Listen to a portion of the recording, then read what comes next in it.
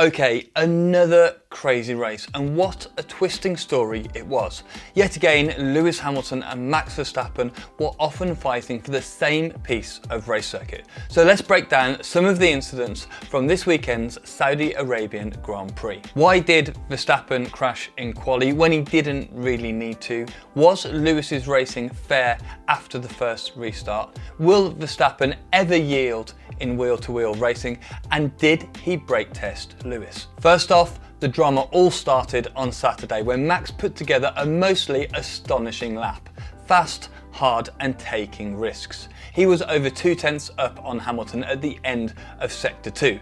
Then into the final corner, he tried to carry a little bit too much speed and locked a front left tyre. Whether or not he needed to be pushing so hard at this point is debatable, especially when he had a good margin. However, it's unlikely he knew Hamilton's time. I doubt he was talking to his engineer during a lap, as the Jeddah circuit requires so much focus with little brakes. So Verstappen's only reference would have been his own time delta, the plus or minus his best time on the steering wheel.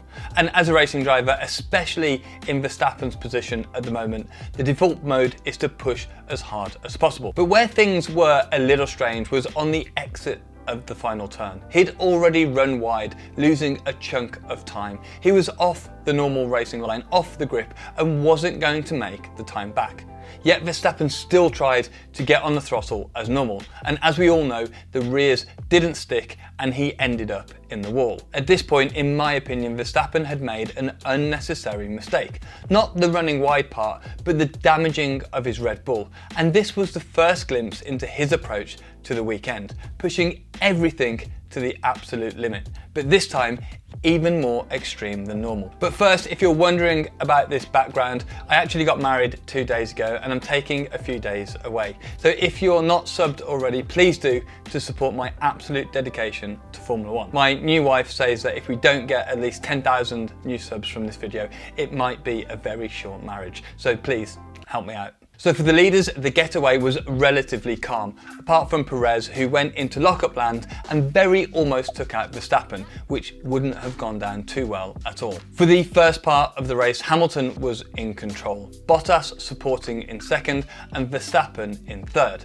Then on lap 10, Mick Schumacher ended up heavily in the barrier at turn 21. Mercedes brought Hamilton in to save pit stop time under the safety car, while Bottas held up Verstappen significantly as they made their way around to the pit entrance. Red Bull gambled and left Verstappen out. The call here was on whether the race would be red flagged or not, as we had seen with Leclerc's incident in practice 3. And of course, the red flag came shortly afterwards and triggered one of the craziest races we've ever seen in Formula 1. The race was started on lap 15 with a standing start. Verstappen on pole got a poor start and Hamilton absolutely aced it. In fact, he was well ahead going into the braking zone. Verstappen absolutely sent it around the outside going into turn 1 and ended up running out of road, cutting turn 2 and jumping back on the track in front of Hamilton. There's quite a lot to unpack here from the driving perspective, so stick with me. And remember, I'm looking at it from each driver's perspective. So Hamilton,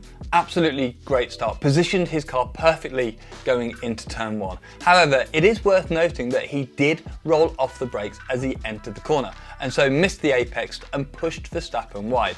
That's all fair in my book, actually great defensive driving, but it does show that Hamilton is willing to push other drivers wide as well as Verstappen. And onto Verstappen, a very bad start, had space on the outside in the braking zone, and so it was worth a send around the outside to see what would happen. I would have done exactly the same. You never know how things are going to pan out when you get on the brakes in this situation, and it could have been that Hamilton left enough room on the outside.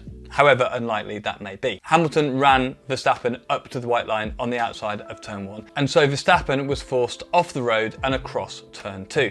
To be fair, rejoining into turn 2 is awkward, but Verstappen did come back onto the track at full speed, bouncing right across the curb. As with Hamilton, I can't really say that I would have done anything differently, as there was no way he was going to rejoin the track slowly. However, Verstappen did pass Hamilton off the track, and so was going to have to give the place back, although by this point Ocon had got between them and made things more complex. Race director Michael Massey then offered a switching of places to both teams, which they accepted. accepted.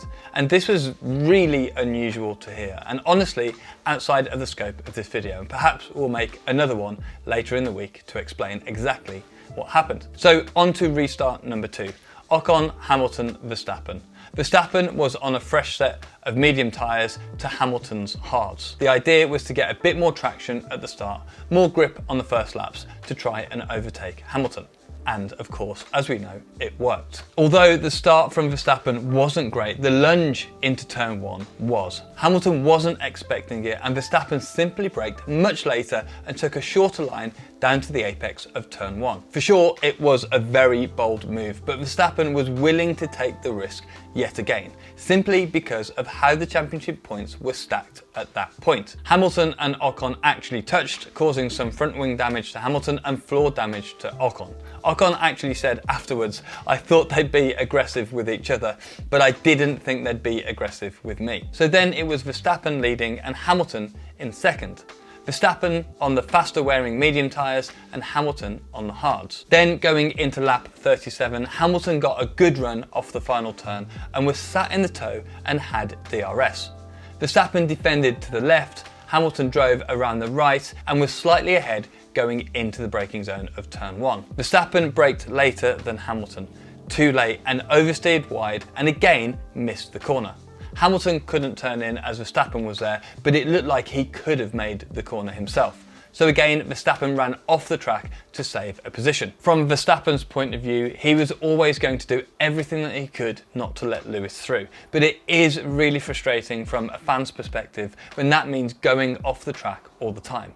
And then it's down to the stewards to decide if he needs to give the decision back or not, or if there's a penalty. If there was an old-fashioned gravel trap there, it's very likely that this incident wouldn't have happened and all of the racing would have been done on the track. And so Verstappen was instructed to give the position back, but to do it strategically. And this was one of the most crazy parts of the Grand Prix, as Verstappen tried to let Hamilton pass. And the reason that he did it in that specific position was that he wanted Hamilton to be in front by less than a second so Verstappen could have the DRS. Hamilton seemed initially confused by the whole situation, but I think quickly caught on to what was happening and wanted things to be the other way round. Of course. The data then showed that Verstappen braked at 2.4 G, which is actually quite a lot. And to be honest, I'm not exactly sure why he did it right here. Perhaps he was frustrated that Hamilton wasn't passing and braked harder in an effort to get him past before the DRS zone. Or perhaps it was a brake test out of pure frustration. Unfortunately, we'll never know. To be fair to them both, it was all a bit confusing, as there had been so many disruptions in the race already. After a few laps of racing, Hamilton caught Verstappen, who was then instructed to let him through, which he did before immediately making a very cheeky move and overtaking Lewis again. These two just don't stop. But this isn't how you should let somebody through when you've overtaken off the track, so a lap later, Verstappen was instructed to do it again, just before being told he'd received a 5-second penalty for the original incident. What an absolute mess. And also, while all of this was happening, Hamilton then drove Verstappen off the track on the entry to the final turn, showing how annoyed he was. As we know, Hamilton went on to win one of the most unusual and confusing Grand Prix we've ever seen. I'd normally ask for questions in the comments here, but I'll just leave it to you guys and I'm going to carry on with my honeymoon. By the way, next weekend for the Abu Dhabi Grand Prix, I'm going to be running a watch along session in our new Discord channel, so find the link in the description below and join us for the Abu Dhabi Grand Prix.